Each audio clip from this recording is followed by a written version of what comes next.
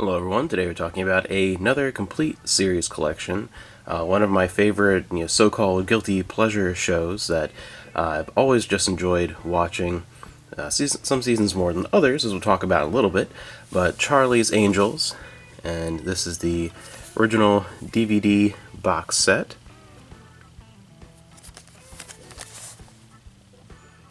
Season 1, which is by far the most iconic season. Charlie's Angels as a whole was a series that exploded in popularity. It was a huge pop culture phenomenon, and then it just kind of died off very, very quickly. But season 1 is the one that most people think of. Even people who've maybe never seen Charlie's Angels will probably recognize the original 3.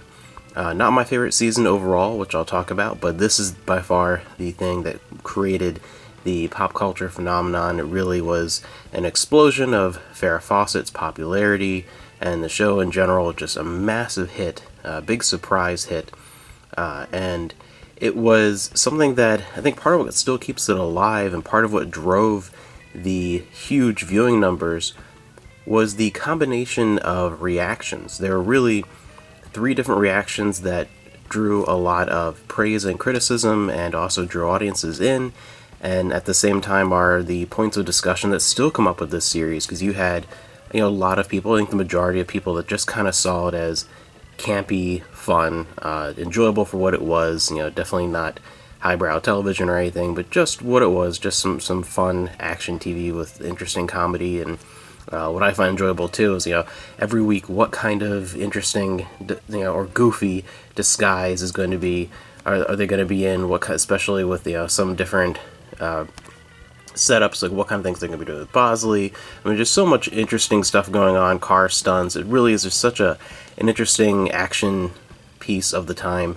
Some comedy, some sleuthing. It all depends on the episode and the varying quality, obviously, but there was that reaction, and then you had the extremes on either end with, it really was, did this usher in just, what's so-called jiggle TV? Was it just exploitive? Was it sexist? You had that element, and then you had people on the total opposite end, which was interesting, who grew up watching them and seeing them as strong, independent women. People like Drew Barrymore is probably the most prominent person with that perspective, who grew up seeing them as almost feminist icons, as strong, independent women. They weren't taken. The tongue-in-cheek opening to the whole thing is that they were skilled individuals who were not taken seriously in the police force simply due to their gender. So they went outside the system and showed, hey, we can actually be as good, if not better, than any of the boys. So you have that element too. So, and the weird thing about Charlie's Angels is it's all 3. It really is, just depends on how you view it. It's all 3. So this is the original Angels, season 1. Moving on to the first of my 2 favorite seasons, season 2. You had Farrah Fawcett leaving, and then Cheryl Ladd coming in to replace her as her younger sister, the character. And she's the one who grew on me the most over the years, because Charlie's Angels was a show I watched a bunch of reruns on TV when I was a kid. Didn't see it for many years, and then just started rewatching it within the past 10-15 years on DVD and things. And that's probably the one that changed the most. Cheryl Ladd I've come to like far more than I did originally. But of course you have still Sabrina and Kelley, and then you get Kris, Munroe, and personality-wise, Sabrina has always been my favorite. She does a lot of hands-on action. She's definitely the best actress in the group, and she has really good comedic timing. She just works very, very well. So she'd be my favorite. Then my second favorite would be Jacqueline Smith, who I believe is the most attractive of all the angels, and is kind of the de facto leader, and is the only one who's been in every season of the show, and even made an appearance in the movies. So she is the ultimate angel in many ways. And then, of course, my third favorite is Cheryl Ladd as Kris Munroe, who I think definitely outshines Farrah Fawcett in every way, and has brings her own talents to the table, her singing talents, and she's, I think, a better actor than Farrah Fawcett. I mean, overall, this to me is the trio, even though the original series, season 1 is the most iconic. This is my favorite trio and starts my 2 favorite seasons, season 2 and season 3. And then we have some behind the scenes issues, and we lose Kate Jackson, who, at the time had given up a role in the movie Kramer versus Kramer and given up a possible Oscar win, and lots of things behind the scenes, and the decline in quality of some of those scripts. Because there were some decent episodes. It's a lot of, just goofy jiggle TV, but there are actually some episodes that do fall into a better dramatic category. There are some episodes that have pretty exciting stunts. I mean, it's a show that, again, don't take it too seriously. It's just goofy fun, but there are moments in some of the better episodes, especially in season 2 and 3, in my opinion, that actually surpass that and are really good. And in mentioning that, one of the reasons why I really started liking Kris Munroe more is that they have the occasional episode that focuses on a single angel, a storyline that'll really flesh out an adventure more with one angel. And I think she has some of my best, some of my favorite single angel episodes, as I call them. That's what's kind of made her become one of my favorites. Then things start to go downhill, because then after Kate Jackson leaves, then we get Shelly Hack, and the ratings, which already were not at their peak, the pop culture icons that they were, is not quite the same, and here's where ratings started to tank, and we'll go even further. But season 4 Charlie's Angels is bizarre. Seems to be a huge dip in production quality. Not only are some of the scripts worse, but the new addition to the team, Tiffany Wells, played by Shelly Hack, was not well received. In general, she doesn't quite have the same chemistry as in these other groupings of 3. She just doesn't quite fit, and it's not entirely her fault, though. I mean, personally, I think she, again, just didn't quite fit the show, but at the same time, it wasn't entirely her fault at all. Again, the writing quality went down, the production quality went down. This is a season where Amanda was watching a few episodes of the season with me a couple years ago at this point, and we were watching, and there was one episode with Farrah Fawcett that comes back where there's an obvious man in a Farrah Fawcett wig as her stunt person, and like you can see the side of his face in one shot from a long shot on a roof. You have a couple instances where the framing is off, and it's not the DVD release, it was the actual, it's within the episode, it just wasn't corrected, where you can see some of the actors' marks on the floors because the framing is a little off. I mean, just in general, some carelessness there. And Shelly Hack, even though, again, she is not my favorite angel by far, I mean, out of these so far, we'll get into the next season, she'll be my least favorite so far. She never had a chance because in a lot of the beginning episodes of this season, she's not given a lot to do. She's just kind of there.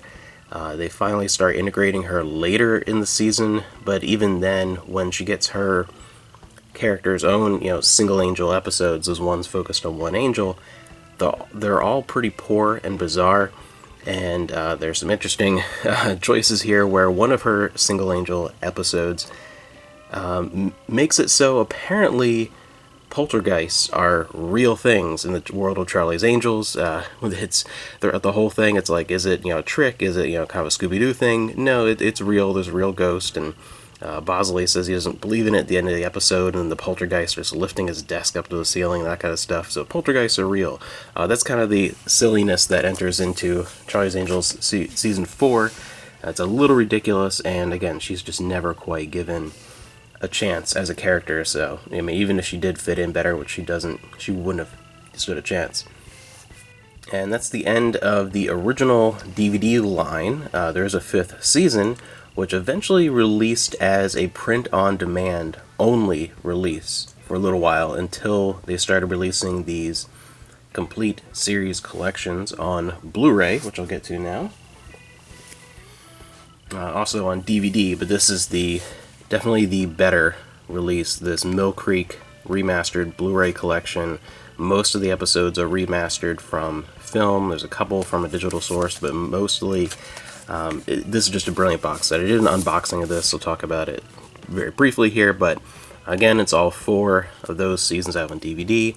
Definitely a huge upgrade in picture quality. I mean, they're so much better. It's really, really good box set. If you can get your hands on this, grab it. And then season 5, which the ratings tank for good reason. It's awful. The writing, which already was way even lower in quality for Charlie's Angels, which is saying something, takes another dive and is even worse. And they introduce our next angel, the final angel, Tanya Roberts, who, wow, she makes Shelly Hack look like she fits in. It already from the opening, the very premise of her character is just insulting. She's not even a police officer or detective or has any sort of background like that, like all the other angels.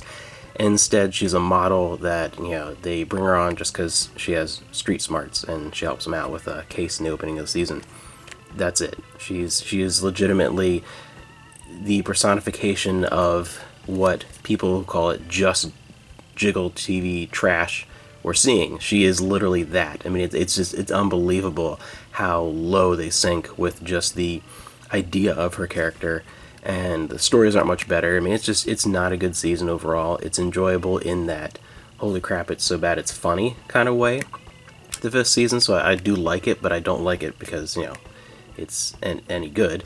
It's entertainingly terrible, all their times in Hawaii and stuff in that season, and then it ends on a really terrible clip show. Yeah, just not a good end to the series. But this does include a final disc, which I will get to in a little bit after we talk about some of these other releases. One last release of the series that I have is this single disc release, The Best of Charlie's Angels, which is not really The Best of Charlie's Angels, it's The Best of Charlie's Angels Season 1. Again, the very iconic season. So this was just a very cheap find that I found randomly at a thrift store one time for like, I don't know, a quarter. So I was like, hey, it's pretty interesting. So I added that to the collection. Eventually then, Charlie's Angels kind of died, and it had a bit of resurgence in popularity when I was getting into high school. A lot of the people that would have grown up watching Charlie's Angels were now entering adulthood, and there's a bit of 70s pop culture resurgence with things like that 70s show, and it just was a lot of the 70s era stuff made a very limited comeback, and part of that was the early 2000s Charlie's Angels movies. The first one here, which I remember renting on VHS originally. It was the first time that I saw it. Bought the DVD and absolutely loved it. I even bought the soundtrack. I enjoyed it so much for its, again, its cheesiness, its silliness, its great comedy. It really is, it knows what it is and it embraces it, and that's why it works, because something like this could be terrible, but it's a combination of very much of the time, the music, the style, the inclusion of Tom Green, who I think was dating Drew Barrymore at the time. It is very iconic of the year that it came out, and I think really if you were like me, if you were in your teens when this came out, it definitely would be much more enjoyable.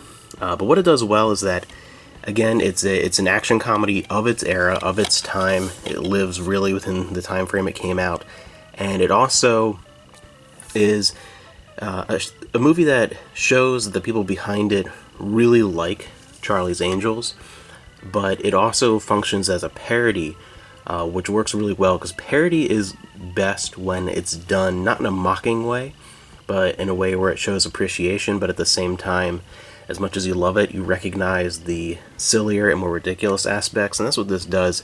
It is true to Charlie's Angels, but then it also takes those elements of Charlie's Angels that were just really silly and amplifies them, and really savors the fact that, yeah, there were things about this show that were completely ridiculous, and this takes those and it makes fun of them in a loving way and a nice parody. So again, I really like this because of how much love it shows for Charlie's Angels, but at the same time admitting how ridiculous it is. And it's very much of a time that, again, of course, if you're entering your teens, that's going to be one of your favorite pop culture portions of your life. So it really has a mark for me that wouldn't have for someone much younger or older, probably, because it's iconic of a time I remember very well. And that I also have on Blu-ray, because I, again, just enjoy that movie so much. Like the series, it's a great kind of guilty pleasure thing. Really love that first movie. The second one is okay. Here is the special edition of the theatrical cut of the movie. And then you also have the unrated cut of Full Throttle. It doesn't quite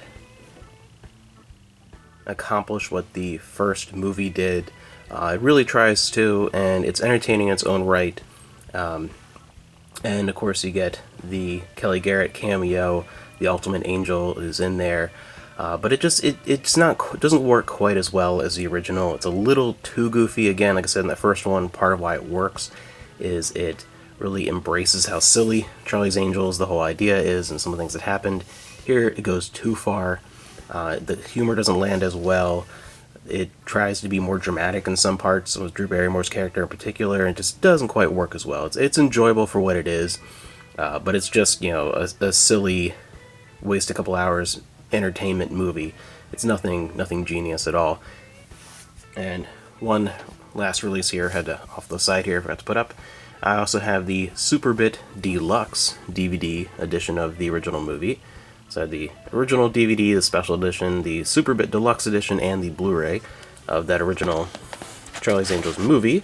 Really just enjoy that so much, and it's just one of those goofy, fun comfort movies for me. Really like it.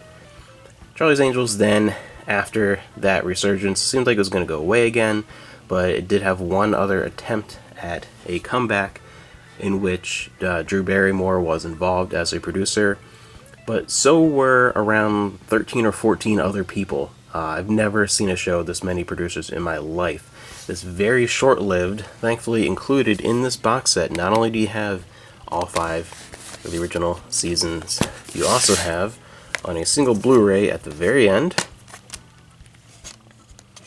the very short-lived Charlie's Angels from, 2011, I believe. It only went on for a handful of episodes. I think it was only 4 episodes that aired before it was canceled. Then they allowed what was left of production to air, except the last episode, which you couldn't see until it came out on DVD and Blu-ray. So yeah, it was bad to be canceled after a few episodes, and just horrible. And I did not see it, because, of course, it came and went in the course of like a month. And I didn't see it when it came out. I didn't see it until I got this Blu-ray set. And, of course, I was curious. I had heard it was horrendous, but, it couldn't be worse than Season 5, could it? Or couldn't be worse than the second Full Throttle movie. Significantly worse. This was awful from the very, very opening. It is an overproduced, underrealized abomination. It is horrible. There is not a single positive thing I can say about this series. The writing is absurd, and that's comparing it to Charlie's Angels. The writing in this is so bad, it makes Charlie's Angels look genius. That's bad. The acting is even worse. They do nothing with the minimal material they're given.